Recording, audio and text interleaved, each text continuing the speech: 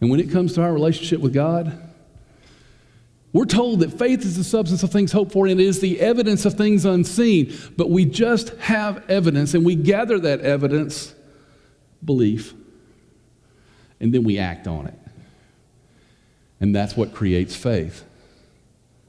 These people in Hebrews chapter 11, they were all in.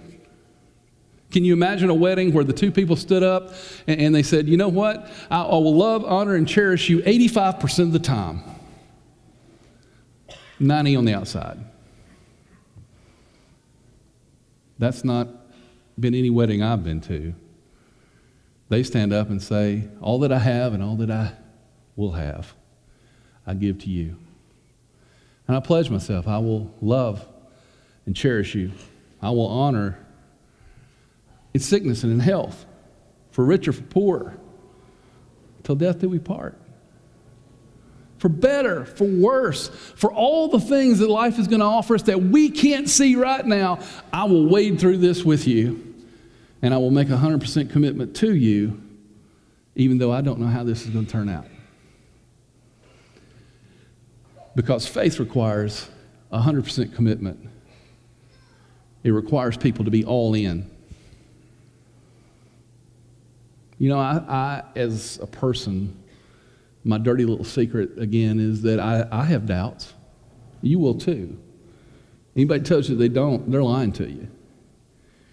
There are times that I have my doubts and there are times that I have my struggle, but the thing I want you to know is in spite of all that, I'm still all in. And I know many of you are the same way. And just remember that when you read Hebrews chapter 11, it's the people who are all in that change the world. It's the people who are all in, people like you, some of you, who are all in, even though they don't know how it's going to turn out. They're all in because they have 100% commitment without having 100% certainty. They change the world, and you will too. And that brings us to that last observation. Our level of certainty will rise and fall based on our circumstances. You know what? We have to act despite what level of certainty we have, because that level of certainty rises and falls. When I was about 9 years old, we were at a swimming pool, my whole family, and it had a high dive. And a lot of pools don't have high dives anymore because the insurance is just crazy, you know, on a high dive. But this high dive was 10 feet above the pool. To me, it looked like it's 40 feet above the pool because I'm terrified of heights. I don't even like being tall as I am. And so I remember looking at this high dive, and my brother had gone up the high dive, and he had jumped off the high dive 2 or 3 times. And he kept coming out, and it looked like a lot of fun. The problem was I'm scared of heights. And I'm sitting there, and I'm gathering evidence, right? I'm seeing people jump off the high dive. Nobody's died yet. It's a good day. And so they would keep going. So I finally decided, you know, I'm going to go off the high dive.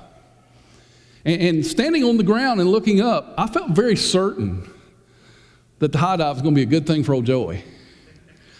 But with every rung on the ladder, my certainty diminished.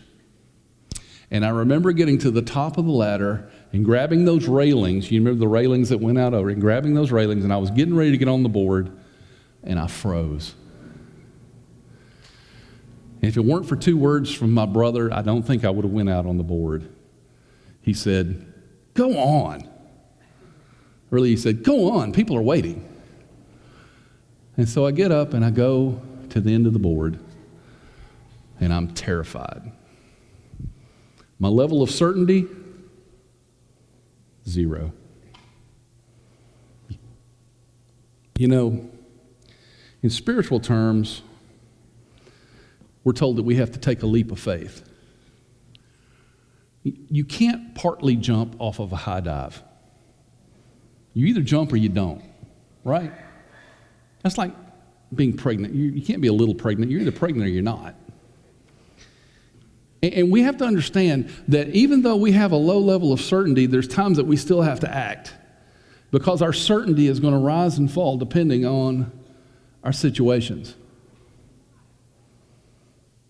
And you look at the people in Hebrews chapter 11, their certainty rose and fell depending on their situations. Elijah, he took on the prophets of Baal. He called down the fire of God upon that place that he had built, this altar that he had built before God, and he made fun of these prophets of Baal. But when Jezebel threatened him, he ran like a scared child. He had his time of doubt,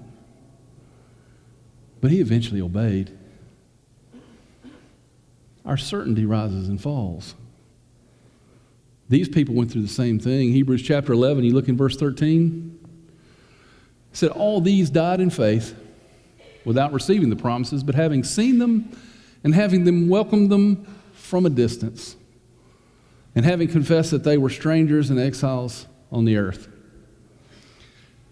They all saw it afar off. They all saw this evidence afar off, and they were willing to live for it because living for it was better than dying without it.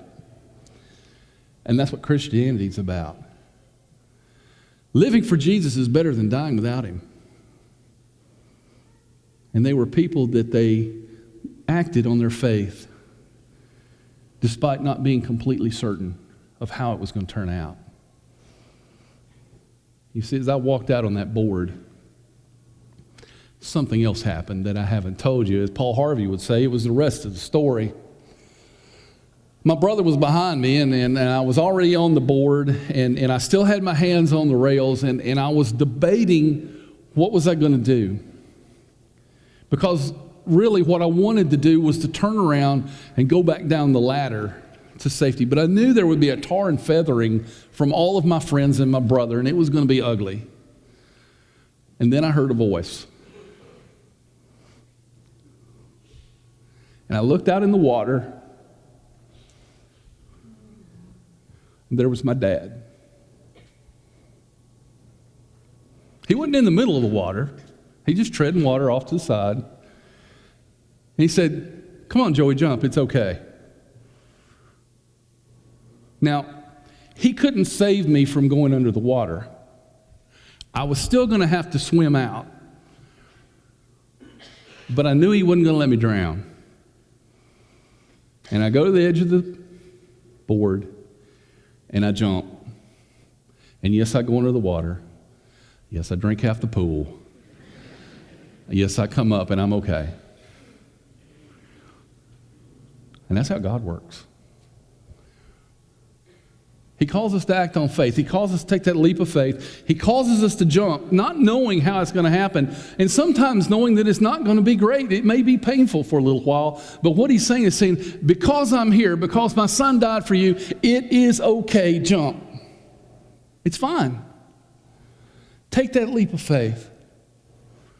Because if you do, amazing things are going to happen in your life.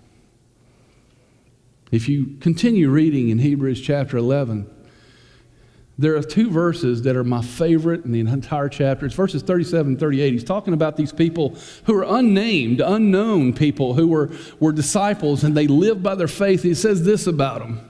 They were stoned. They were sawn in two. They were tempted. They were put to death with the sword.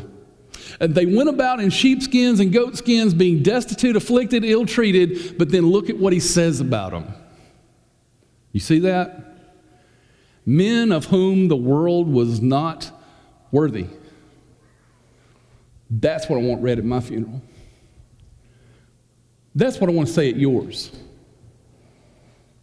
That it was someone that may not have known how it was going to turn out, but they had the confidence to take that leap of faith into whatever it was that God was calling them to do, knowing that their doubt was what made the faith necessary, and that doubt was okay, but no matter what our doubts are, that treading water in this pool of life, there's a God that says, go ahead and jump, it's going to be okay.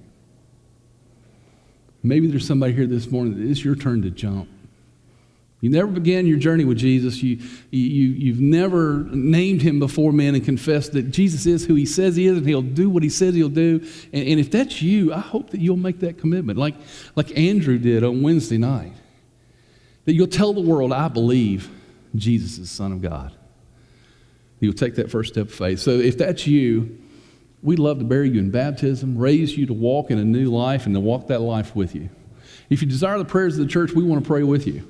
If you have doubts, we want to share that with you. We want to help you bear that burden. Our elders in be in rooms A5 and 7 across the hall. If you'd like to speak to them individually about whatever's going on in your life, they'd love to shepherd you. They care about your soul. If you have any need of the invitation, we invite you to come while we stand and sing to encourage you. My heart will sing, no other name, Jesus, Jesus. My heart will sing, no other name, Jesus, Jesus.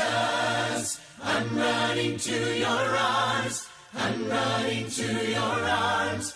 The riches of your love will always be enough. Nothing compares to your embrace. Light of the